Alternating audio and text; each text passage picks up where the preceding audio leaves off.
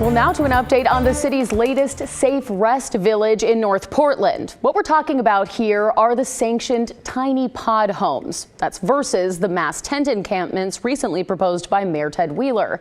This village is along the Peninsula Crossing Trail near St. John's, an area that's already overrun with homeless camps. As Blair Best reports, construction is underway, but neighbors fear the impact it's having on their community.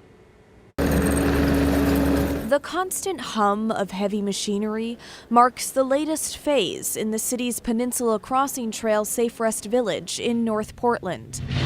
But for some nearby homeowners, it's an end to the neighborhood as they once knew it. We feel miserable because of it.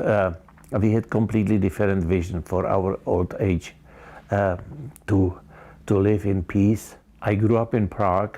In 1968, I left after dire circumstances there. And after 1 year in Germany in a refugee camp, I landed in JFK. And for the last 40 years, George Siebert and his wife have lived in this home in North Portland. It's a modest house, but we take pride in it. That pride now weakening as a temporary village for homeless people goes up 10 feet away from their living room window. It's miserable feeling.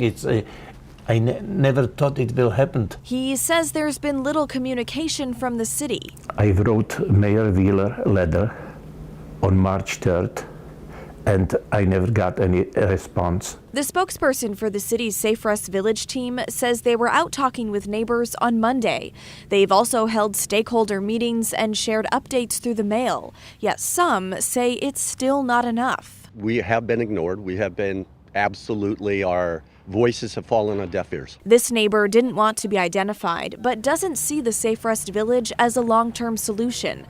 The city has yet to announce who will operate the village, which is slated to have 60 sleeping units and case management services.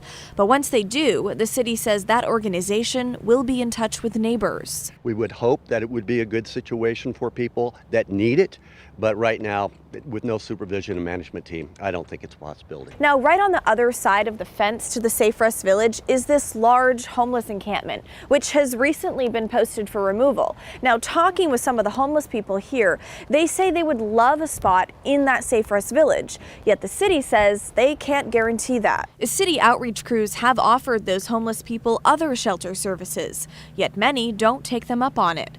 George fears the state of his neighborhood would make it hard to sell if he were to move out of the home he once loved. I don't even know who would want it.